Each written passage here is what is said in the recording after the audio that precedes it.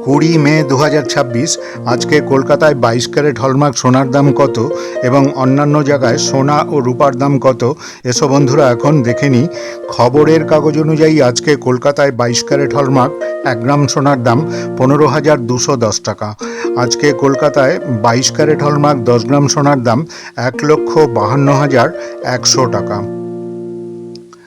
আজকে ইন্ডিয়াতে 24 ক্যারেট 1 গ্রাম সোনার দাম 15,895 টাকা।